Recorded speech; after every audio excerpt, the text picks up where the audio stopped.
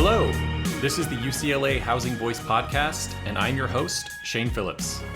Each episode, we discuss a different housing research paper with its author, with the goal of better understanding the challenges we face and how to solve them. Our guest for this episode is Professor Beth Shinn of Vanderbilt University, and my co-host is Mike Lenz. Today we're talking about strategies for addressing family homelessness, our first episode on the specific topic of homelessness. As we'll discuss, Beth is the perfect person to be our first guest on this subject. As many of our listeners are aware, the way we talk about homelessness and people experiencing homelessness has taken a sharp turn in recent years, and in a pretty concerning direction. What felt like a very hopeful, compassionate response only a few years ago now feels very punitive and reactionary, with a return to criminalization and victim-blaming policies that we know don't work from decades of experience. Many people have lost faith in long-term solutions that address root causes, and too many are calling for homeless individuals to simply be locked up or shipped away. Beth's research is important for many reasons, but one is just the way it centers the conversation back onto solutions that have real empirical backing. One thing I want to note at the top here: this is a conversation focused primarily on homelessness experienced by families, but that's just one type of homelessness or one group that experiences it.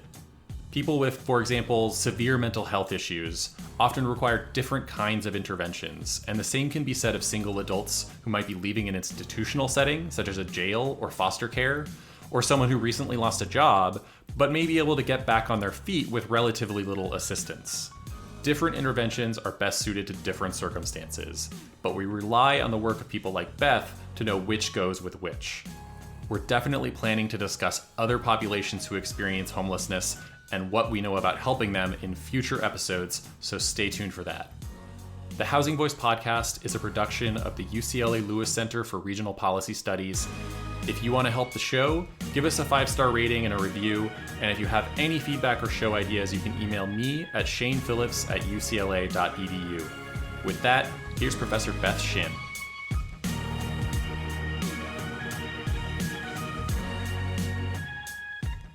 Our guest this week is Beth Shinn, professor in the Department of Human and Organizational Development at Vanderbilt University. She studies how to prevent and end homelessness and create opportunities for groups that face social exclusion, and she's also the co-author, along with Jill Kaduri, of a recent book titled In the Midst of Plenty: Homelessness and What to Do About It.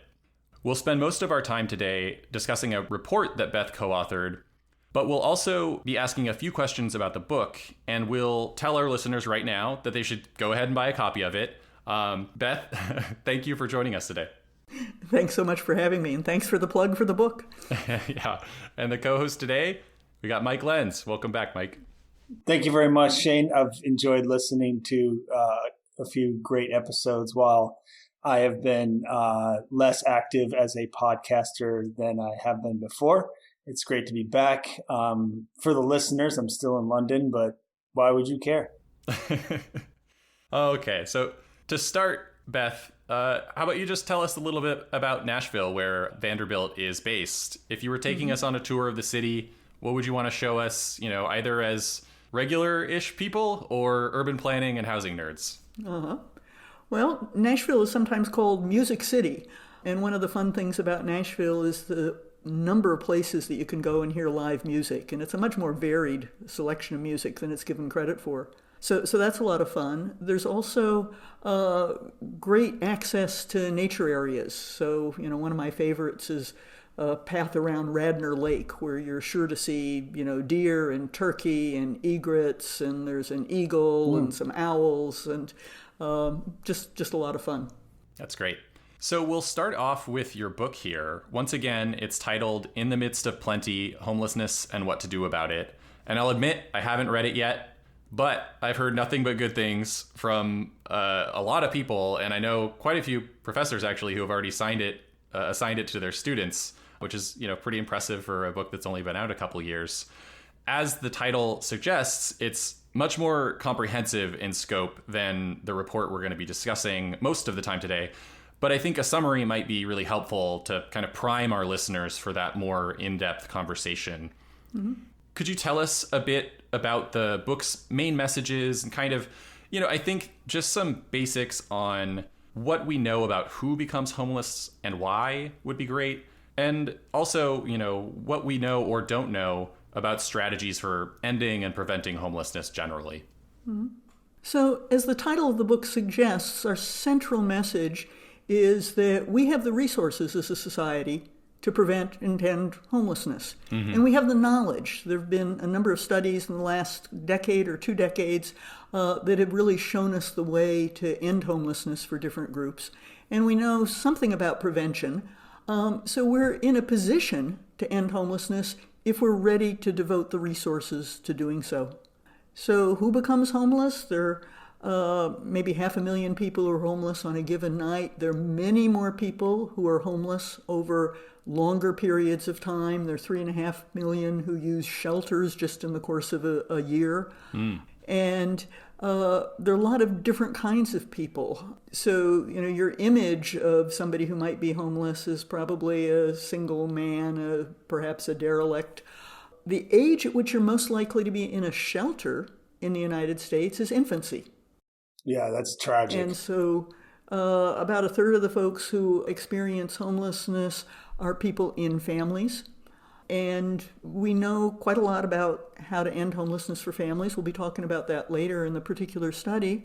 We know how to end homelessness for individuals with serious mental illnesses and co-occurring substance use disorders. There have been great randomized controlled trials of housing first programs, and we can talk about those if you want to for that group. We've been able to cut homelessness among military veterans in half. Yeah. Because we've put the resources in. HUD and the Department of Veterans Affairs put in the resources. Mayors stood up to a mayor's challenge to end homelessness.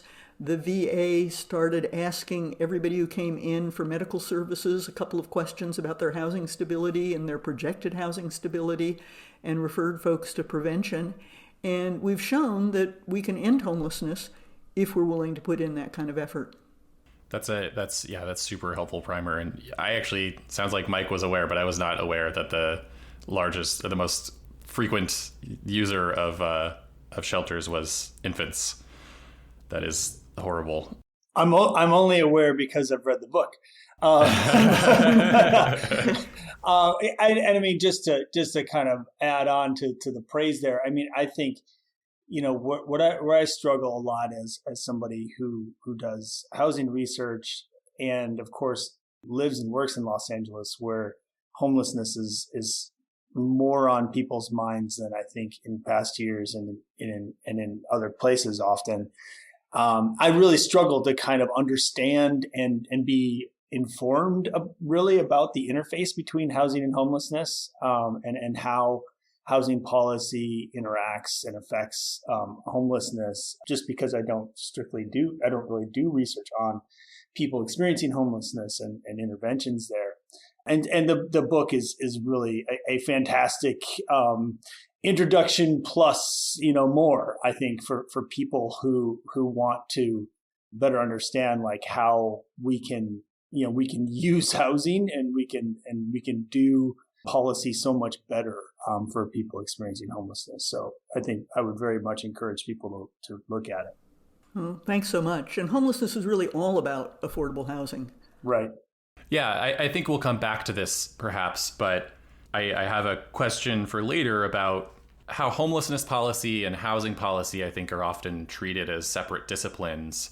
And I think that's still true in many ways, but there's a growing recognition of the intersection between these two things and kind of them being, homelessness in particular, maybe being downstream of housing policy in many cases, but not all.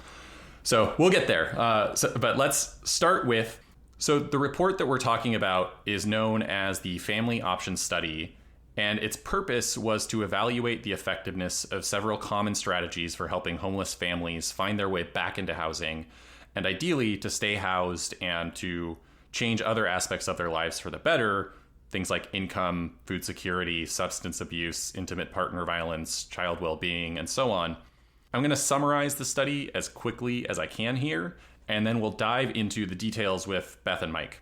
So, More than 2,000 families were recruited from emergency shelters to participate in the program, and each was assigned to one of four groups. One group got priority access to a long-term housing subsidy, usually a housing choice voucher, and that might also include some assistance to find housing, but no other supportive services, really. A second group got priority access to short-term rapid rehousing subsidies that offered families temporary rent assistance, potentially renewable for up to 18 months, and paired with limited housing-focused services to help families find and rent conventional private market housing. Our listeners are probably familiar with vouchers, but maybe less so with rapid rehousing. So this intervention is basically, as it sounds, programs are designed to quickly get people experiencing homelessness back into housing. This prioritizes getting people back into housing as quickly as possible rather than focusing on other services or circumstances in their lives that might be contributing to their homelessness. The third group was the transitional housing intervention, offering families temporary housing for up to 24 months in agency-controlled buildings or apartment units, paired with intensive supportive services. Transitional housing also is probably not super familiar to everyone and contrasts with rapid rehousing in some important ways. It's typically paired with services, and it tends to prioritize these services at least as highly as quickly putting a roof over people's heads. Before we go any further, Beth, have I correctly defined rapid rehousing and transitional housing and the contrast between them, or is there anything you want to add there? Yeah, I think that's right. In our study, people used rapid rehousing temporary subsidies for about 8 months on average. And they used transitional housing when they used it for about 13 months on average. You can stay in transitional housing up for 2 years. But basically, the theoretical argument for transitional housing is a fix the family kind of argument, that people who experience homelessness either came to homelessness because of difficulties in their lives or experienced trauma because they were homeless, and you can't, transitional housing advocates would argue, rehouse people until you've tried to deal with those issues that people may have, and you strengthen the families, the argument goes, to the point where they can be self-sufficient. We didn't find any evidence for that model. Interesting. Yeah, and it's sort of the inverse of the housing first model, which I think we'll talk about a little bit as well here. So there's a fourth group, and this group received what is called usual care. Families in this group could use any housing or services in the community that a family could access in the absence of immediate referral to other interventions. And that typically included at least some additional stay in an emergency shelter, but they didn't get priority access to any type of homeless or housing assistance. So that not getting priority access is the key. They're essentially the control group in this study, and the others are different treatments. I should also note that assignment to the first three interventions was not a guarantee of participation in it, but rather it just meant that the family received priority access if they wanted to use it. And similarly, families assigned to the usual care group could still access housing vouchers and other programs, but they wouldn't receive priority access. So in many cases, they might wait months or even years to actually receive a voucher or to move into assisted housing. So in other words, these families got the usual range of options that would have been available to them if the study had not taken place. Outcomes for the families were tracked at 20 months and then 37 months. And the experiment was set up so that researchers could compare each group against the others. So, for example, they could see how housing vouchers compared to usual care as an intervention, or how rapid rehousing compared to housing vouchers, or transitional housing compared to rapid rehousing, and so on. Beth and her fellow researchers also evaluated the relative costs of these different approaches, which is important because we don't have unlimited funding to address people's housing needs, and it might not make sense to prioritize an intervention that's, say, twice as effective as the alternatives if it costs 3 or 4 times as much, or if it's very effective for those who really need it, but unnecessary, maybe, for families who might need different or less intensive assistance. Closing out my summary here, just to tease a few of the findings. Unsurprisingly, families assigned to the usual care group did not have great outcomes, the control group. And compared to the usual care group, those who received priority access to housing vouchers or long-term housing subsidies were much less likely to end up in shelters again within the 37-month period. and they saw other benefits, including reduced psychological distress and a halving of intimate partner violence compared to the usual care group. More surprising, at least to me, was that the impacts of the rapid rehousing intervention were essentially indistinguishable from the usual care group, especially at the 37-month check-in. The transitional housing intervention was somewhat better in that it improved housing stability compared to the usual care, meaning that families were less likely to end up back in a shelter. But the impact was much smaller than the housing voucher intervention and had fewer co-benefits. I do want to note that these are all average outcomes for each intervention. So rapid rehousing, transitional housing, and usual care probably work perfectly well for many households, but worse overall for permanent housing subsidies. I don't think we want to imply that there's not a place for these other options, just that maybe one is generally more effective than the others. So Beth, how is that for a summary? We're going to dig into the details here, but is there anything I got wrong or maybe misstated that you want to correct there? Mm-hmm. No, I think that's basically right. We also tried to determine whether there were some families that would benefit more from one intervention than another. And we put our money on two kinds of characteristics of families. One was psychosocial challenges, things like substance abuse or domestic violence or psychological distress. And another was housing challenges, things like eviction records or not having a rental history. And we couldn't find any evidence that any of the interventions worked better or worse depending on whether families were high or low in psychosocial challenges or in housing challenges. That's really interesting. One of the reasons we chose this study for our first episode on homelessness is because it makes use of a randomized controlled trial design, or RCT.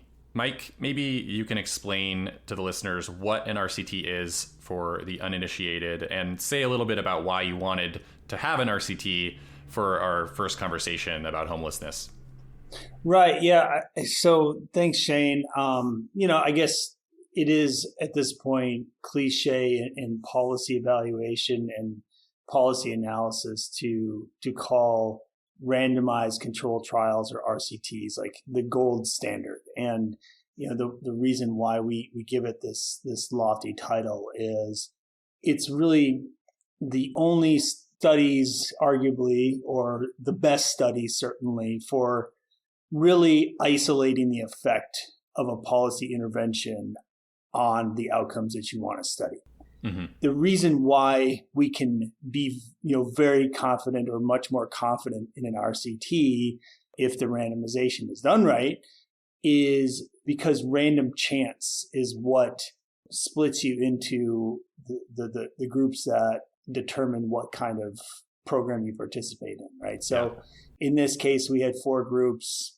One of them is a control group, the usual care group, and then there's 3 other housing interventions that we're studying. And rather than the individual families choosing which, program they thought was best for them, which introduces selection bias that, is correlated with some attributes of the family or characteristics of the family that we can't necessarily control for, or it's, it wasn't Beth's decision or her fellow research colleagues' decision. It wasn't the program administrator's decision, all these sorts of human decision-making processes that would introduce selection bias in terms of, that would determine where people are going to go, right? Mm-hmm. We get rid of all of that and we roll the dice, right? And we say, okay, family A, just turn, the dice said that you get rapid rehousing. Family B, the dice said you get transitional housing. And so we have none of that selection bias. And we can assume that on average, all of these different groups are the exact same. And, that whatever outcomes that that we observe about them in terms of their housing outcomes or their, family outcomes are actually due to whatever program they participated in. And Beth, I think some listeners might wonder if it's ethical to assign some families to a usual care group to kind of roll the dice, as opposed to saying, we think as professionals in this field that based on your circumstances, this is the right option for you, Yep. and we're going to assign you to this treatment, or we're going to provide this service for you rather than a different one. What's the response to like why this approach is ethical and not setting people up for failure or what have you? Mm-hmm. That's an important question. One reason we think it was ethical is that we brought resources to the communities that we were studying that they wouldn't ordinarily have had. So ordinarily, people who are in homeless shelters don't have access to housing choice vouchers. They can get on the list, and they can wait a couple of years. And indeed, many of our usual care families eventually got various forms of housing subsidy, but they aren't usually offered to folks who are in shelter. So we brought resources to the communities.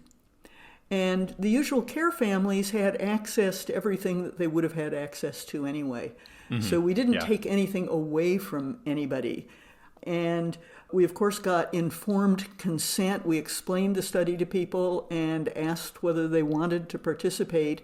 We only had 13 turndowns in nearly 2,300 families because we were bringing additional resources to the community. And the idea that somehow workers could do a better job of figuring out what's the right solution for a particular family is really arguable. And the fact that we couldn't find out afterwards which families would flourish more depending on their characteristics in different kinds of housing suggests that that could just be worker bias as well. Yeah. You can't even really figure it out in retrospect, much less ahead of time. Yeah, and I do want to reiterate that the usual care group, the families in the usual care group still had access to all of the interventions. They could still get vouchers. They could still get into rapid rehousing. It's just they would have to go through the same waiting process and all of that as anyone else. So let's get into some more specifics of the study. As you said, nearly 2,300 families participated, and to be eligible, they had to be living in emergency shelter for at least 7 days. What's the reasoning behind that 7-day threshold, and were there any other important eligibility requirements? And if you think it's appropriate, this might also be a good time to kind of sketch out some differences between short-term homelessness and long-term or chronic homelessness, and why advocates and researchers might think they require different kinds of assistance. So the other requirement for families was that they had to have a child 15 or under with them in shelter. And 15 or under was so that they'd still be around when we came back to do a follow-up. The reason that we asked for families to be in shelter for 7 days is that there are a large number of people who are homeless quite briefly, for a day or two.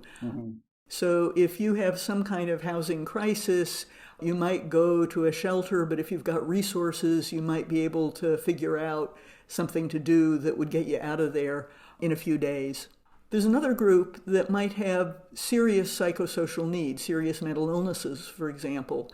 And permanent supportive housing is an intervention that's been shown to work for people with long histories of homelessness, serious mental illnesses, often co-occurring substance use disorders.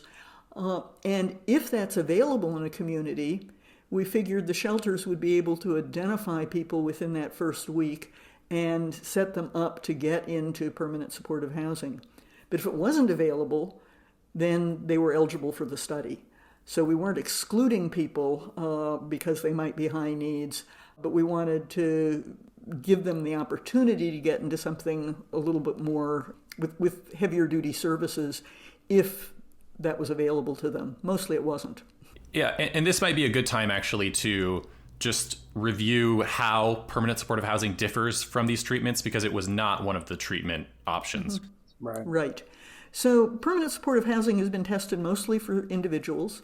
There has been a big RCT for that in Canada. There was a small RCT that we did in New York years and years ago for the Pathways Housing First model. And then the at-home chez soi study in Canada is a 5-site study that showed that the Pathways Housing First model of permanent supportive housing really works. And in that model, people get housing with private landlords without any prerequisites for sobriety or participation in treatment, but with wraparound services vocational, recreational, mental health, substance services, physical health services, but voluntary services, only those that they choose, because services work a lot better when people choose them than when they're foisted on folks. So in the supportive housing model, you've got wraparound services, but you also have permanent housing available. And that works very well for folks with serious mental illnesses and substance problems and long histories of homelessness. Yeah, we actually did look at that study as an option for this interview. I think we might come back to it someday in the future because it is kind of looking at a different kind of homelessness intervention. So in the report, you note that the typical family in the study was an adult woman with a median age of 29 years old, with 1 or 2 children living with her in the shelter, and that about 30% of families had 2 adults present, mostly as couples. Racial minority groups were overrepresented relative to the overall population and even relative to the population of people experiencing or living in poverty. Some other things that stood out to me were that the participants had a median household income of just $7,400. That's annually. 26% had an eviction at some point in their history, and 35%, more than a third, had never held a lease themselves. Are those numbers pretty reflective of homeless families in general? And is there anything else we should know about the families in this study in terms of demographics, family structure, those kinds of things? I think those are fairly representative figures for a cross-section of people who experience homelessness. So most people who are homeless only once and fairly briefly. But those who have trouble extricating themselves or those who return are more likely to show up in a cross-sectional survey. But yes, many people who experience homelessness have never had a place of their own. And most people who are found in the annual counts of people experiencing homelessness are not coming from places that they owned or rented. They're coming from doubled up situations, or in the case of single individuals, they may also be coming from institutions. So, as I said in the summary, you were looking at 3 interventions in addition to usual care. Those were long-term housing subsidies, rapid rehousing, and transitional housing. I gave a quick definition of each intervention, but could you go into a little more detail for us about what each of those interventions look like from the perspective of the homeless family? And then help us understand, we talked about this a little bit, the conceptual framework behind each approach. Advocates and practitioners don't all agree on the origins of homelessness, and that does lead to different ideas about how it can be solved. So I'm curious how those conceptions are reflected in each intervention. So the theory behind using housing subsidies to end homelessness is that homelessness is essentially a housing affordability problem. And if it's a long-term rental subsidy, the idea is that this is an affordability crisis that's not likely to be quickly resolved. And we have a lot of evidence for that. That was the intervention that worked by far the best, not only to resolve homelessness, but also to have radiating benefits for other aspects of family life. For an individual, this means finding a landlord who is willing to accept a housing choice voucher, and that can be difficult, and leasing up. And we had much higher lease-up rates than in other studies of use of housing choice vouchers because our families were more desperate.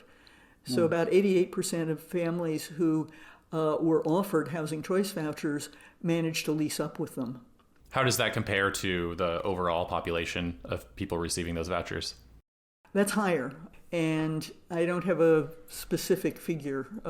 I can make one up, but if I made one up, it would be around 60%. But I would have said somewhere in the 60s. And I think Beth probably hit the nail on the head there. It's like so many people who receive a voucher use the voucher in a place they already live in, right? And so this is a little bit of a different story where somebody doesn't have a place, right? And so they have to use the voucher in order to get a roof over their heads. If you already have the roof, which is the case for the vast majority of voucher holders, they they don't necessarily have to use the voucher. And if the landlord that they have currently says no, well, then they might just stay there and pay. Mm-hmm. Interesting. Yeah. And also maybe important to note that I'm sure that voucher utilization for the people who have them varies a lot from city to city. Tighter rental markets, it's probably harder. There are also cities and states, California included, that now ban source of income discrimination, at least in this way, where you're not, at least on paper, allowed to deny someone renting your place because they're using a voucher to pay. Yeah. And there's an Urban Institute study that shows that in cities with source of income discrimination legislation, it's easier to use vouchers. It's still not easy. Yeah, it's still only, I don't know, 70, 80% as opposed to 50, 60, whatever. Yeah. It's better though. So that's long-term subsidy vouchers. How about the kind of ideological framework behind rapid rehousing and transitional housing? So rapid rehousing has a similar take to the long-term housing subsidies. Again, it's thought that homelessness is a housing affordability problem, but the goal is to get folks back into the regular housing market as quickly as possible and to give them only as much help as they need to stabilize. And what we found was that to the extent that there were real effects of rapid rehousing, we missed them when we came back 20 months or 37 months later. Folks used rapid rehousing subsidies on average about 8 months in our study. And rapid rehousing was certainly no worse than usual care, and it was cheaper than usual care, so to be preferred on those grounds. But we didn't have a lot of effects of rapid rehousing. Transitional housing assumes that families have psychosocial needs that need to be addressed before they can be stable. And so those needs might arise from the trauma of homelessness. They might be needs that led people to become homeless to begin with, but those needs need to be addressed in order for families to become stable. And we found no evidence for that approach. The transitional housing had no benefits for any of the psychosocial outcomes that transitional housing is supposed to address. I think we can talk a little bit more about the impacts here in some detail. So we've spelled out that long-term housing subsidies are more effective. What does that actually look like? So at 37 months in particular, how are people who have received priority access to long-term housing subsidies doing better than the other groups? They're less likely to be homeless. They're less likely to be doubled up with other households because they can't find or afford a place of their own. They have moved less frequently in recent months. So they're much more stable on every measure of housing. And then there are radiating benefits for other aspects of family life. So folks who got priority access to housing subsidies had lower levels of psychological distress, lower levels of substance abuse, lower levels of interpersonal violence than families who got simply usual care.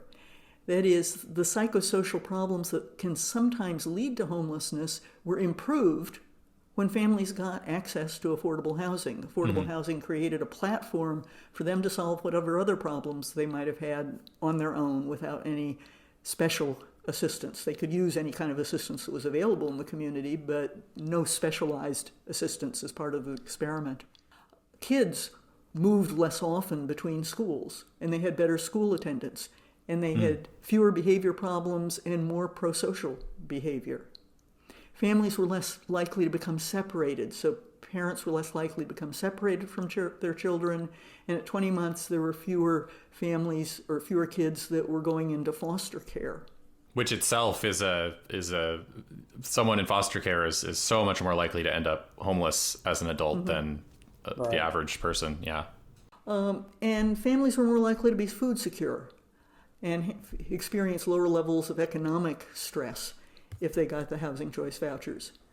The one clearly negative effect was that families were a little bit less likely to be employed. They didn't have lower incomes, but they were less likely to be employed at 20 months. And that was no longer significant at 37 months, But over the period of the study, it also seemed that they worked for fewer months. Now, these are families mostly with young children, fairly high levels of disability, and so they were able to maintain their families and have better food security with a little bit less work effort. Yeah, it sounds like if they're working less but earning the same amount, that's not such a bad outcome. that might not be a bad outcome. Yeah.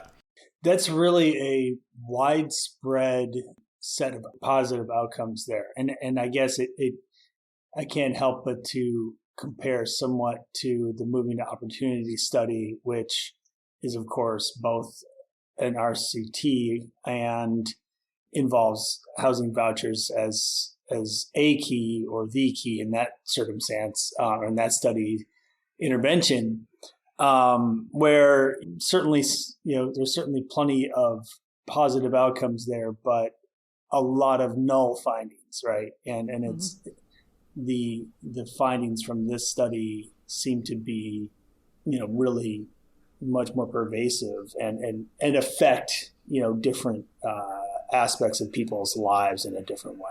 And do you think that's just because the Moving to Opportunity study was mainly people who already lived in public housing moving somewhere else as opposed to people who were homeless, kind of that, desperation or just different circumstances, or something else? Yeah, I think the contrast is much bigger for us between homelessness.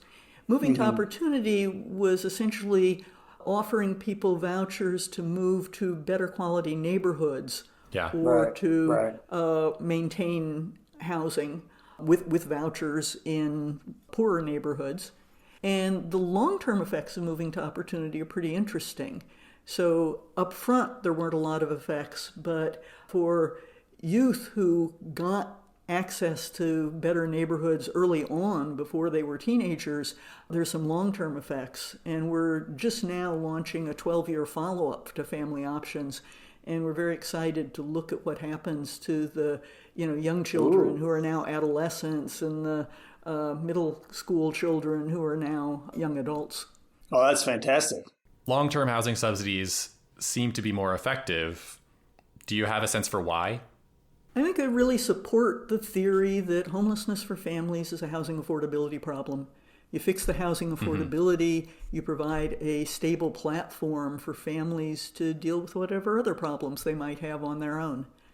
It's a point in favor of the just give people money solution to many of our problems. I think that's also a very interesting solution. In this case, the money was essentially constrained to be used for housing. Right. But I think that's the next study. Yeah, we're actually trying to raise money now for a study to give unconditional cash transfers to keep babies out of shelter in New York City.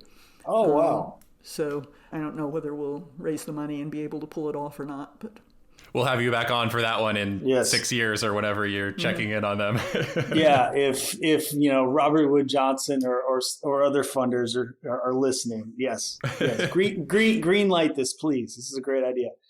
Well, I do think this does kind of line up well with thinking about alternative or different populations and families. Not to hammer this point too obviously, but it's just, there really is a lot of, I think, controversy or differences of opinion, however you want to say it, where some people think this is, homelessness is a housing problem, and some people think, homelessness is like a mental health or substance abuse problem. It's, to me, it's absolutely not that simple. But like, there's so many people that feel very, very strongly on both sides or multiple sides there, and I could definitely see people listening to this conversation and saying, yeah, okay, maybe families have fewer, substance use issues, for instance. And, the people that I encounter that are experiencing homelessness are these, individuals on the street that,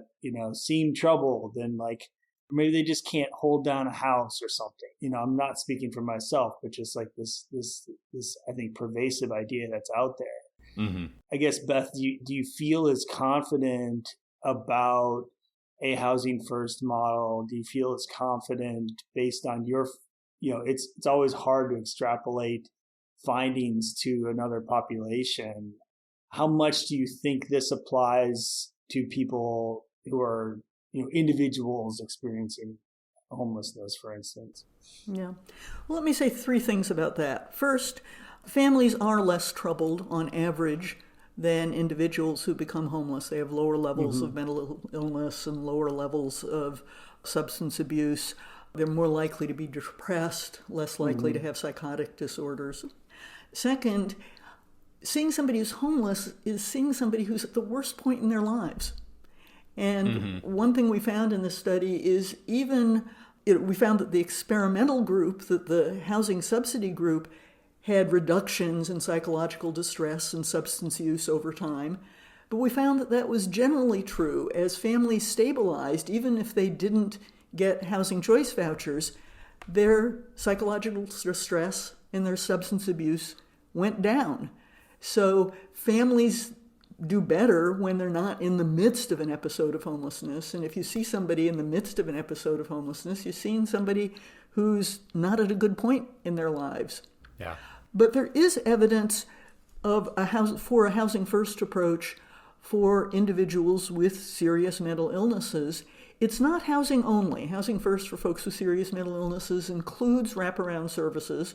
It's not just putting people in housing and going away, but it's getting people in housing first rather than first trying to deal with their substance abuse or their psychological problems, which are very difficult to deal with when people don't know where they're going to sleep tonight. Right. So one thing that I think looms large in all of this is the cost of these different interventions. And you measure the cost of them in two ways, and the difference, I think, illustrates something pretty important. One measure is the per family cost of a specific program per month or per use, whether that's a long-term housing subsidy, emergency shelter, or so on.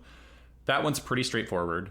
The second measure is the per family cost of all programs used by a family based on which intervention they were assigned, which group they were assigned to. So if a family was assigned to community-based rapid rehousing, you'd be looking at the cost of that program as well as any other programs they ended up using during the 37-month period. It seems to me that that measure more accurately reflects the real cost of each intervention. It's acknowledging that just because a specific intervention may not work for someone, that doesn't mean they just disappear and are no longer, making use of any public programs. We know for a fact that they usually are. For both of these measures, what should we know about the monthly cost of each program and the costs for each intervention group? Well, emergency shelters and transitional housing are expensive. Emergency shelters are the most expensive option, but transitional housing is also quite expensive because you're pairing services and supervision with the housing. And rapid rehousing is the cheapest intervention per month because the subsidies tend to be a little lower than for housing choice vouchers. And housing choice vouchers aren't intermediate there. But I think you're right that it's the cost of all the programs that people use that is the fair comparison, right? So we're looking at the outcomes of the mix of things that people got into when they got priority offers for one or another intervention. And we should also look at the costs of those same things that people got into when they got those priority offers. And there, we were surprised. At 20 months, it was almost a wash. That is, housing choice vouchers or access to long-term subsidies really didn't cost more than usual care at 20 months. By 37 months, the costs had diverged because people continued to use the long-term subsidies and the people in the usual care group were using fewer other kinds of programs. Yeah. And so the long-term subsidies cost about 9% more than usual care. I think it's worth it. Presumably that gap would continue to grow over time. We expect it to continue to grow. It won't grow enormously. The last tracking interview we did with folks was at about 6.5 years, And at that point, only about half of the long-term subsidy group was still using their long-term subsidies, and more of the usual care group had gotten into subsidies. We do expect the groups to continue to diverge, but not in a decelerating way. Right.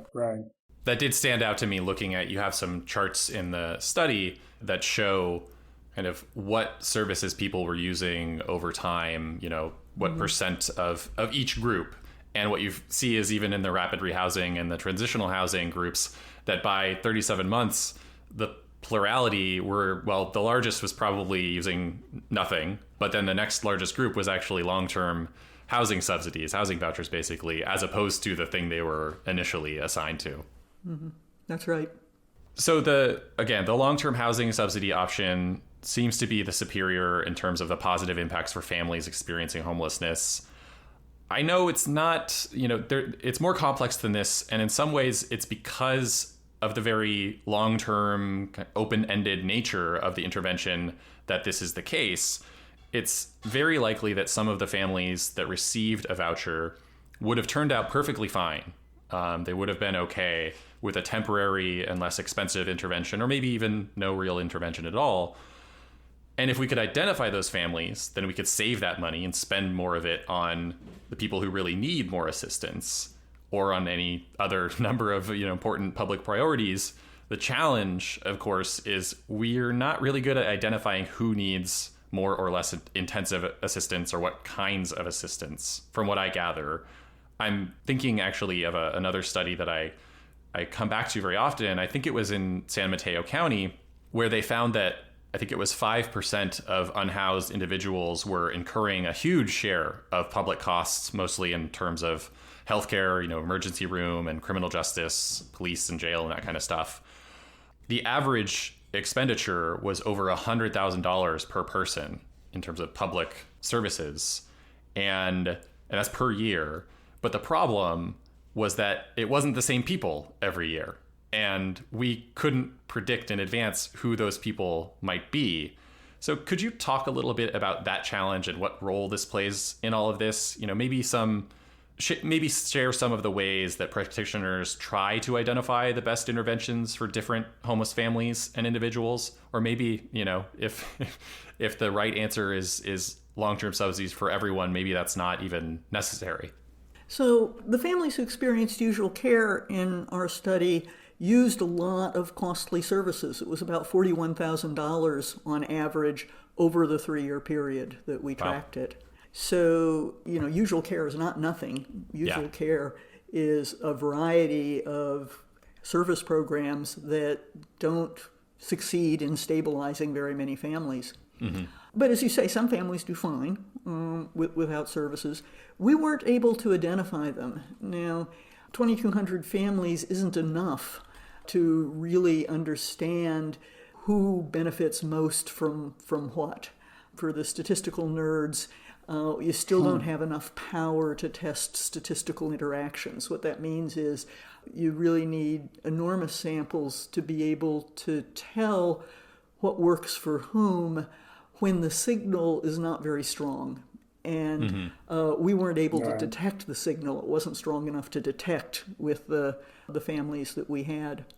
We've seen in some other situations, so I've done some work with New York City in trying to predict who is going to need preventive services. So people come into a program in New York City called Home Base and ask for services, and initially workers were deciding to whom to give services.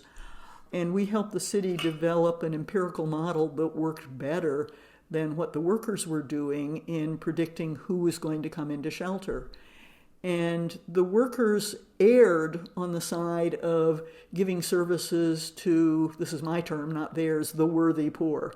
They were more likely to give services to high school graduates, but people who weren't high school graduates were more likely to become homeless. They were more likely to give services to people who were employed, but people who weren't employed were more likely to become homeless.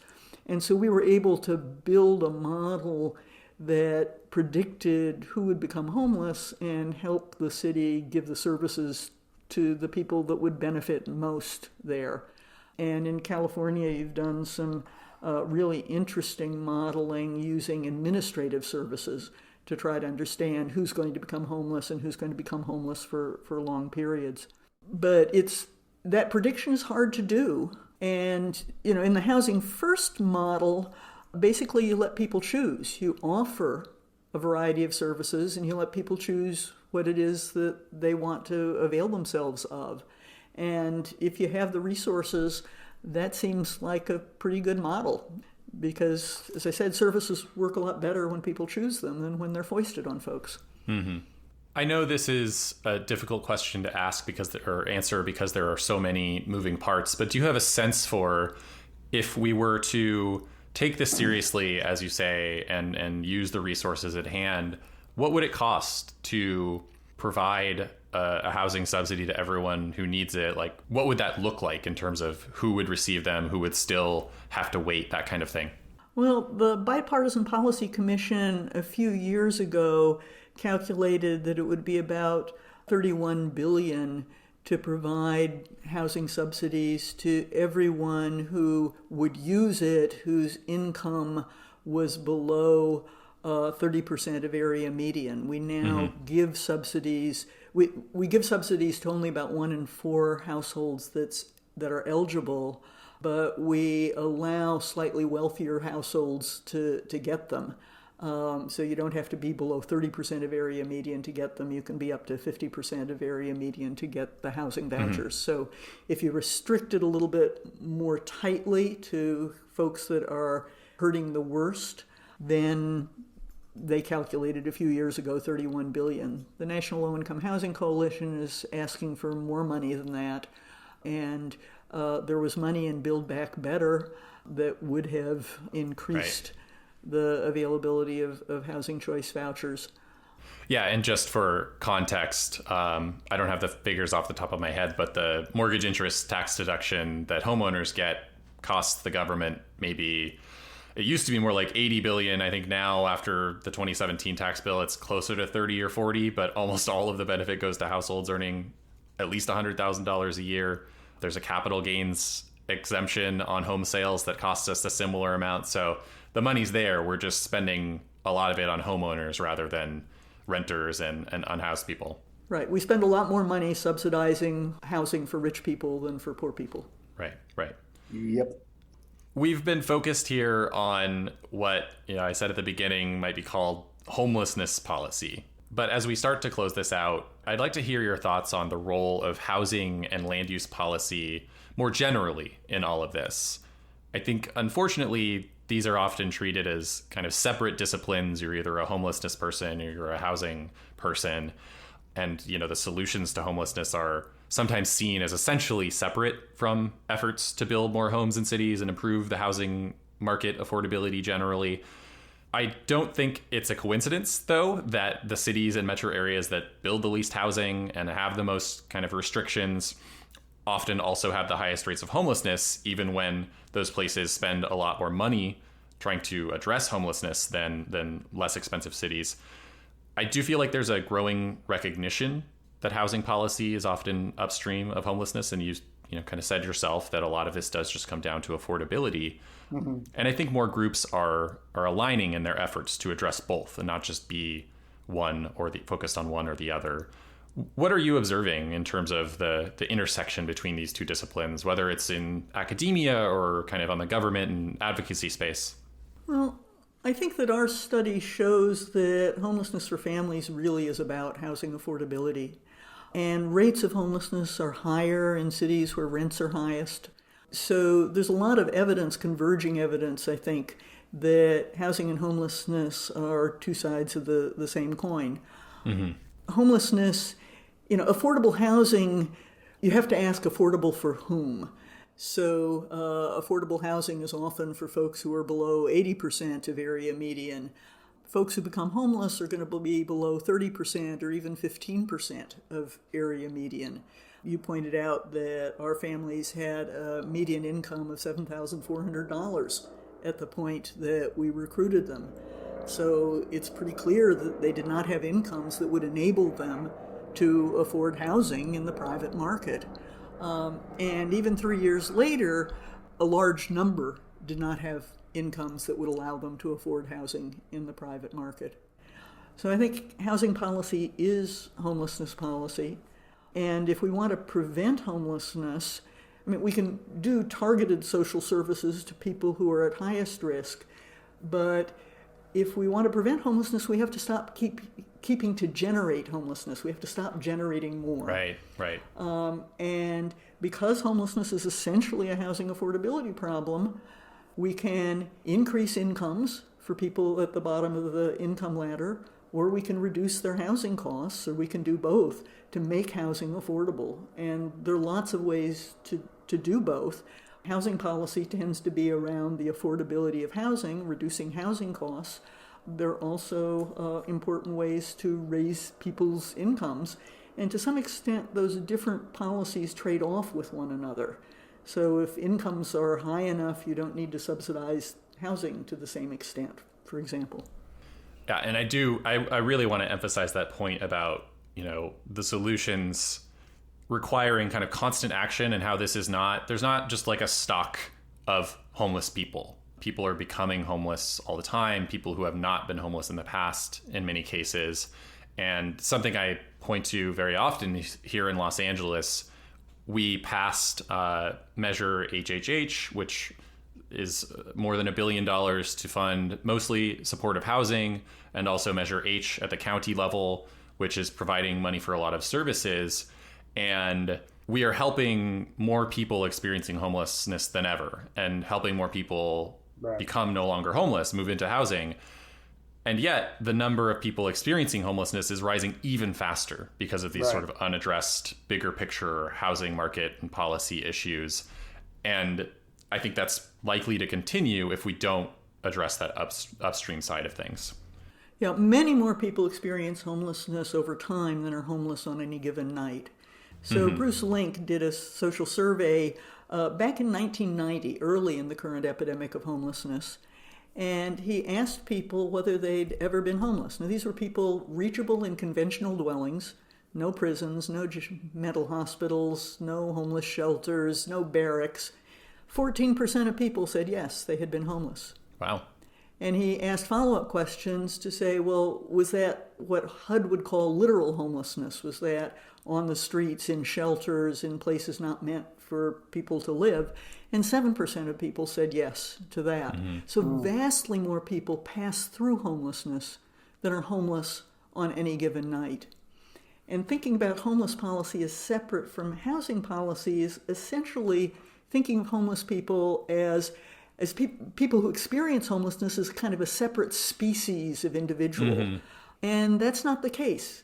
People who experience homelessness are among the poorest of our fellow citizens at the point that they experience homelessness. And over time, they will do better, and other people will replace them among the folks who are experiencing homelessness, until we are able to attack income inequality and housing affordability. Right. Yeah, absolutely. All right. Beth Shinn, thank you so much for joining us today. Thanks so much for having me. You can read more about Professor Shinn's research and find our show notes and a transcript of the interview at our website, lewis.ucla.edu. The UCLA Lewis Center is on Facebook and Twitter. I'm on Twitter at Shane D. Phillips, and Mike is at MC_Lens. Thanks for listening. We'll see you next time.